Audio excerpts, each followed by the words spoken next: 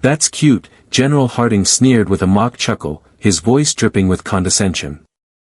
"Did you bring your makeup bag to the cockpit too?" The squadron burst into laughter. A few of them snickering louder than others, as though they were all in on some private joke. Captain Leah Morgan stood there, her face a perfect mask of composure. Her eyes, however, were fixed straight ahead, unwavering, her thoughts concealed behind a hardened exterior. For days later, in front of the same men who had mocked her, Leah took control of a spiraling mission that threatened to turn disastrous. She corrected the general's mistake, executing a maneuver so flawless that it caused the most senior Pentagon brass to rise to their feet in stunned appreciation. And the moment after she landed that perfect move, that was the moment that ended General Harding's career. But hold on, before we dive any deeper into this, let me ask you.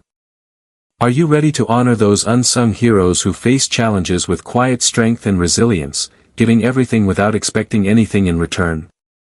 And if you think stories like this, raw, emotional, and real, deserve to be remembered, hit that subscribe button right now. Let's make sure these legends get the attention they've always deserved. Because what's unfolding here isn't just a story, it's a wake-up call about the silent warriors who walk among us, unnoticed until someone dares to look closely. The dust at Falcon Ridge Air Base was relentless. It covered everything, the windscreens, the flight suits, even the oxygen masks. Leah Morgan had learned early on that dust could be wiped away with a simple swipe, but doubt. Doubt was a different beast entirely. And doubt had been her constant companion since the day she first arrived. She wasn't supposed to be there, at least not according to some of the higher-ups. Certainly not according to General Harding. He made no secret of his contempt for her, and it was obvious in the way he treated her. The whispers in the locker room, when she passed by, were harder to ignore: a pilot, affirmative action ace, pretty face with a lucky resume. But what those men didn't know was what Leah had endured to earn those wings. They didn't know about Afghanistan. They didn't know the heat that turned your blood into molasses or the smothering weight of the dust. They hadn't experienced the deafening noise of battle followed by sudden, eerie silences. They hadn't smelled the mix of burning rubber, sand, and blood, the metallic tang of copper heavy in the air. Leah had flown under fire. She had extracted the wounded in blacked-out conditions. She had taken command midair, the life of her co-pilot slipping away beside her. But none of that seemed to count, not when you were a woman. Not in a place like Falcon Ridge. The base was its own kind of battlefield, colder, more political, and far more cutting. On her first morning at the base, Leah had walked into the officers' mess, and immediately, every conversation came to a screeching halt. It wasn't surprise that froze the room, it was something far more insidious. General Harding, sitting at the head of the table, didn't even look up. Instead, he stabbed his fork into his eggs and muttered loud enough for everyone to hear, thought this was an Air Force base, not a photo shoot. A few chuckles rippled across the room. A few nervous glances exchanged, but no one spoke up. Leah simply walked to a seat, sat down, and waited. By the third week, Harding had reassigned her from combat simulations to the mundane task of technical observer. She was supposed to sit at a desk with a clipboard. Her primary responsibility to observe and report on the operations of the squadron. Officially, she was to monitor protocol adherence, but unofficially, she was a ghost. An unwanted presence pushed out of sight. No one took her seriously. But Leah didn't complain. She didn't ask for help. She stayed quiet, watching, learning, observing, doing what she did best.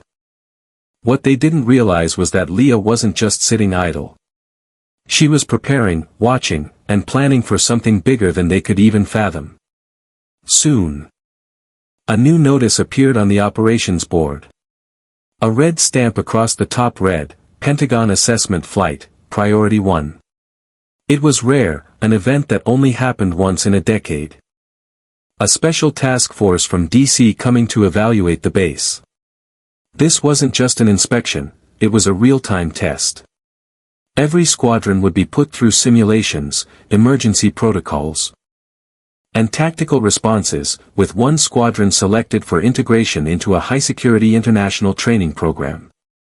The stakes were enormous, failure was not an option. For General Harding, it was a golden opportunity. His ambition flared to life like a flare in the night sky. This could be his ticket to promotion, full-star general, maybe even a seat on the Joint Strategic Board. Nothing, not even Leah Morgan, was going to stand in his way. In the war room, Harding laid out his flight plan with booming authority. Major Donnelly would be in the lead, Captain Vega on systems, and Lieutenant Hart would handle communications. They were his inner circle, his boys, the men who never questioned him.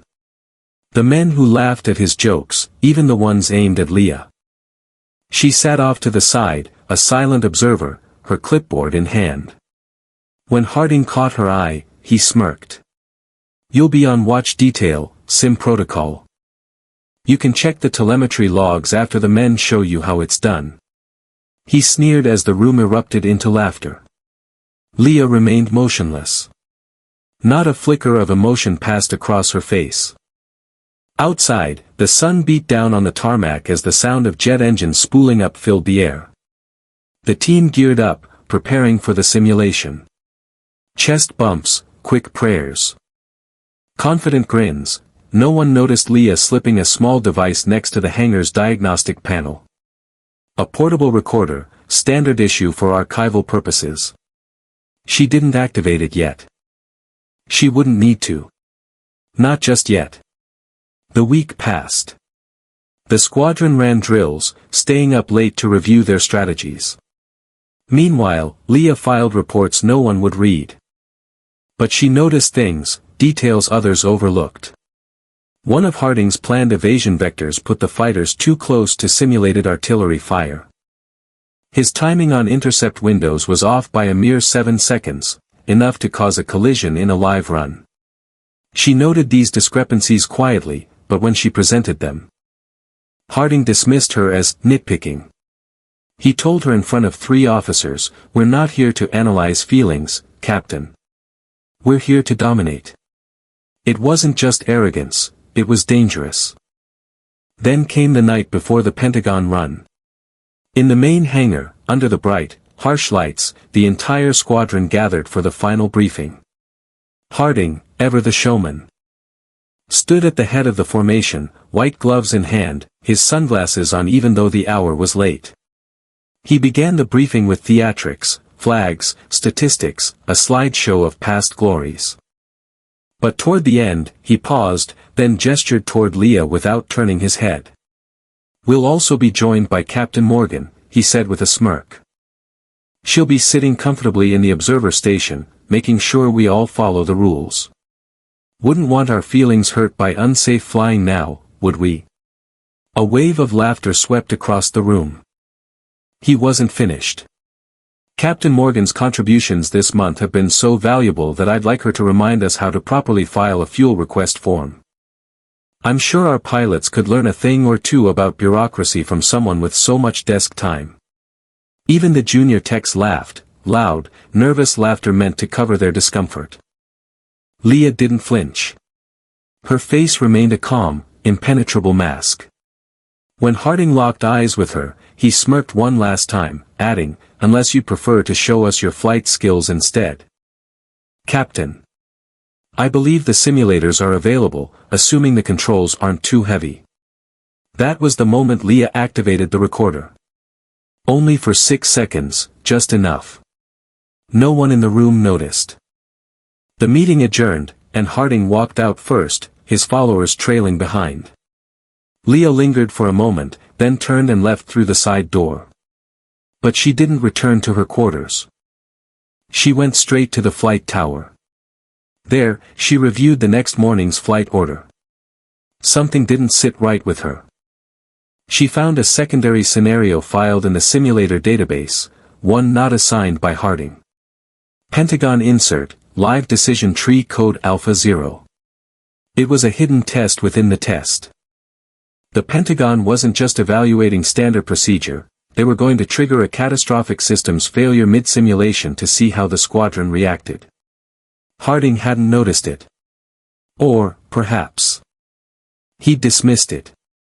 But whatever the reason, he was about to fly blind. Leah closed the file, her mind already calculating what needed to be done. Tomorrow was going to be a day of reckoning. And it wouldn't go how Harding expected. By 6:14 a.m., the heat radiating off the tarmac felt like the entire base was melting under the weight of anticipation. The 4 F-35 fighters were lined up. Gleaming under the morning light, their engines roaring to life. Inside the control tower, the monitors flickered to life. Leah stood behind the observation glass, her arms crossed behind her back. Her expression unreadable.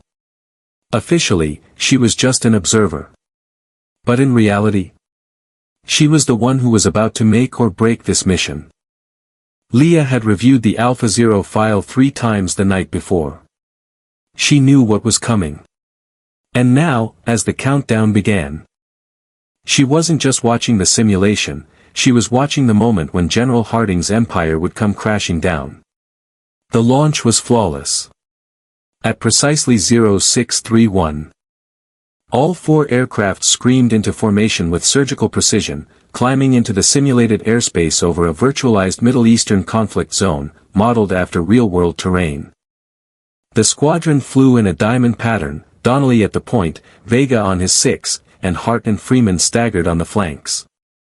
It was a perfect display of control, dominance, and hierarchy, exactly the kind of formation General Harding wanted.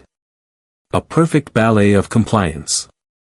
In the operations room, Harding stood with his arms crossed, his gaze fixed on the mission. The Pentagon reps sat silently behind the mirrored glass, their expressions unreadable. But one of them, a gray-haired colonel in civilian clothes, tapped twice on a tablet, signaling that the Alpha Z trigger had been activated. At 6:34, Donnelly's HUD flashed. Thermal anomaly, left flank. Command, I'm seeing a hot echo off my 9 o'clock. Doesn't match any projected flight paths. His voice was tense but controlled. Leah's attention shifted to her secondary monitor. She saw it too, another radar signature, just a flicker, mimicking the profile of a hostile aircraft in blackout mode. It wasn't part of the original flight plan. But Leah knew it was part of the Pentagon's real test, a test designed to evaluate the squadron's ability to handle the unexpected. A moment later, Vega's voice broke through the radio. I've lost Hart. I'm not getting his vector copy. Freeman added, I see a course correction from him, but it doesn't align. Leah's stomach tightened as the comms began to fragment. Static interrupted their communication, and the squadron, once flawless, started to unravel. Donnelly, focused on the primary target, failed to adapt. Vega slowed too much, Freeman overcompensated. The formation that had been airtight was now in chaos. Then came the unexpected. Civil distress beacon, unregistered aircraft in engagement zone. The system blared its warning. A civilian plane, malfunctioning, had appeared right in the path of the strike team. It was an impossible complication. Harding snapped forward, his voice cold. Maintain vector. Do not adjust. Push through the corridor. Vega's voice was tight. Sir, we're in direct intercept. That signal's right in our cone. I said maintain, Harding barked, ignoring the urgency. Leah watched in real time as Hart collided with the civilian aircraft in the simulation. A loud beep filled the room. Simulation failed. Pilot deceased. Harding slammed his fist on the console. The room tensed. But the simulation wasn't over. Phase 2 kicked in, recovery and counter-engagement. A new unknown combatant entered the airspace, and with one pilot lost, the remaining squadron was scattered. The tactical alignment had failed, the command chain was fractured, and Harding froze for a moment, just long enough to seal their fate. Then, something unexpected. A blinking red light appeared on Leah's console. Manual override requested. Priority 7. The system had detected a total breakdown in command. Leah, the only officer with override authority, was needed. Without hesitation, Leah grabbed the emergency control lever, a dusty, unused piece of equipment, and pulled it smoothly. Her interface synced with the remaining aircraft. "Captain, stand down!" Harding shouted from behind her, but Leah didn't respond. There was no time for words. Her fingers moved with lightning speed. Rerouting Vega to flank, assigning Freeman to cover, recalculating intercepts, and coordinating a mid-air evac with drones to extract the simulated injured pilot. Every motion was instinctive. Sharp, skills honed in real war zones no one else in the room had seen. In just 5 minutes, the scenario had stabilized. The target was neutralized, the wingman extracted. The civilian craft escorted out of danger. The command structure was restored, and then Leah stood back, letting the override disengage. The room fell silent. The automated voice echoed. "Simulation complete. Mission success." The Pentagon rep stood, one nodding, another faintly smiling. Harding said nothing. There were no words left that could erase what had just happened. The debriefing room was colder than usual. Despite every seat being filled, the walls, painted a sterile, lifeless gray, reflected the silence that hung in the air. The low-resolution Pentagon insignia flickered on a screen, symbolizing authority. Coffee mugs sat untouched on the table. It was the kind of stillness that preceded something irreversible, the moment before a verdict was delivered. Harding stood at the front of the room, his posture rigid, his arms crossed. He hadn't spoken to Leah since the override, nor had he acknowledged her presence. Leah stood at the far end of the room. Slightly behind the table, alone, detached. Colonel Renner, the ranking Pentagon officer, leaned back in his chair, his fingers steepled in front of his lips. As he studied the report projected on the screen, 2 other evaluators sat beside him, one civilian, one uniformed. Neither had spoken since entering the room. Finally, Colonel Renner's calm voice sliced through the tension. "Let's start with the facts. The primary simulation failed. The squadron leader failed to adapt to environmental changes and proceeded on a compromised vector. A simulated collision resulted in a failed evac and mission abort." Renner let the words linger before continuing. At 6:39, a manual override was initiated under Priority 7 Emergency Command. A secondary officer corrected the sequence, salvaged the remaining assets, re-established control, and successfully completed the evolving scenario without loss of life. He turned his head slowly, locking eyes with Harding. "You failed to respond, General." Harding didn't flinch, though his jaw tightened. He quickly defended himself. "With all due respect, Colonel, the override was unauthorized. Captain Morgan had no standing to engage without explicit clearance." Renner didn't blink. "Emergency protocol does not require your permission. I was in command. You were ineffective in command." The civilian analyst added in a quiet but cutting tone, "You allowed a complete breakdown in the chain of execution because you underestimated the scenario's complexity. The override wasn't just appropriate, it was necessary."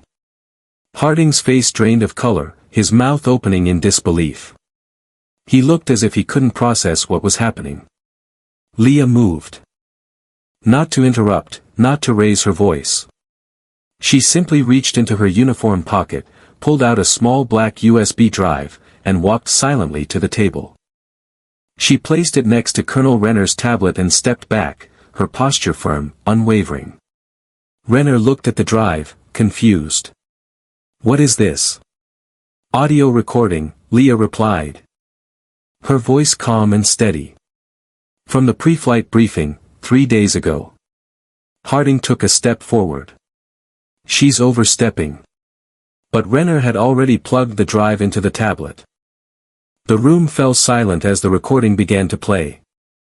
Harding's voice filled the room, sharp and unmistakable. We'll also be joined by Captain Morgan. She'll be sitting comfortably in the observer station, making sure we all follow the rules. Wouldn't want our feelings hurt by unsafe flying now, would we? Laughter followed. In fact, her contributions have been so valuable that I'd like her to remind us how to properly file a fuel request form. More laughter. Then the line that shattered the room. Unless you'd prefer to show us your flight skills instead, Captain. I believe the simulators are available, assuming the controls aren't too heavy. Silence. The recording ended. No one moved. No one spoke. Harding was frozen. His hands curled into fists, but he remained silent. Even he understood the significance. The audio wasn't just damaging. It was damning. Leah had made her point. Not only had Harding failed in command, but now there was undeniable proof of professional misconduct, disrespect, gender-targeted humiliation, and worst of all, arrogance in place of leadership. The air in the room was thick with the weight of his failure. Colonel Renner inhaled slowly, then leaned forward, his voice calm and deliberate. We'll be updating the review file. No further words were needed. The civilian evaluator tapped a few notes into his tablet, then glanced briefly at Leah. There was something almost like admiration in his eyes. But Leah didn't return the look. She didn't smile or acknowledge it. She simply turned back to her original position by the wall, standing tall and at ease, her gaze steady. Renner stood up. The meeting was clearly over. Harding remained motionless, still in shock, probably contemplating some kind of defense, a warning, or maybe even an apology. But nothing came. In the face of the undeniable evidence and judgment, even he knew that whatever he said wouldn't matter anymore. He turned and left without another word. Leah stayed in the room a moment longer, absorbing the emptiness that had followed Harding's departure. This was the moment she had waited for, and yet there was no celebration. She had won, but the victory felt quieter than she expected. She wasn't in his shadow anymore. Not today, not ever again. As she walked out of the meeting room, it wasn't to escape but to leave the past behind. Boots crunching against the gravel. She crossed the flight line, past the rows of grounded fighters, still warm from drills. She didn't head back to her quarters. Instead, she walked into Hangar 6, where Hart's F-35 sat under dim light. The gear bay was still open, oil staining the floor beneath it. She climbed the ladder and sat in the cockpit, her gloved hands resting on the controls. She wasn't there to fly, but simply to breathe. Inside the cockpit, there was no judgment, no one telling her who she was or wasn't. Just her and the machine. Her mind wandered back to Texas, to the first time she flew solo at 23. Mark, her older brother, had given her a patch with 3 simple words stitched into it, "Fly it quiet." It was his motto. No boasting, no showing off. Just perform. 6 years later. He died in Kandahar during a classified operation. They never told her what happened. The report was blacked out. They buried him with no answers, only silence. That was when she stopped trying to prove herself. It was also when she realized that silence wasn't weakness. Silence was strength, if it didn't become surrender. Now, sitting in an F-35 she wasn't allowed to fly, on a base that once saw her as a liability, Leah realized she had lived up to that motto more than ever. She hadn't shouted, she hadn't protested. She just flew it quiet.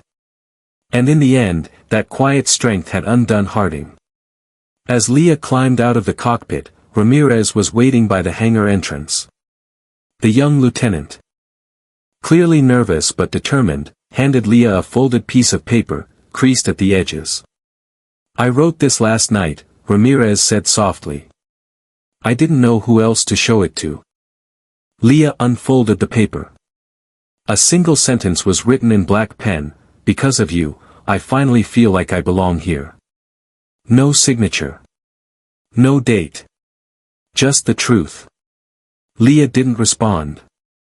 She simply nodded once, a small acknowledgement of the unspoken bond between them. That afternoon, the base felt different. The routine, once hurried and eager to please the chain of command, had slowed. No one rushed to follow orders. Harding's nameplate had been removed. His desk cleared. His office was sealed. A photo from Leah's first week, when she was still a liability, still hung on the wall. Leah didn't remove it. History would decide what it remembered. 3 days later, the Pentagon's final verdict arrived: Harding was permanently removed from command. A black mark on his record. Reassignment was barred. The override footage and briefing audio were archived, but everyone on base had already heard what truly mattered. And something began to shift. Over the following days, junior officers stayed late, not by order, but by choice. They ran drills, tested variables, reviewed protocols. They asked questions they had never dared to ask before. Leah noticed them glancing her way before making decisions, not waiting for her approval but wanting her to see. They had begun to see her not as an outsider but as a leader. One night, Leah passed the simulator bay.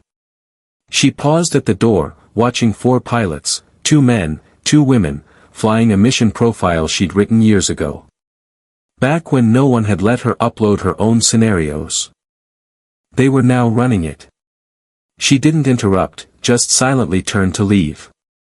But as she did, Lieutenant Harris opened the door and handed her a headset.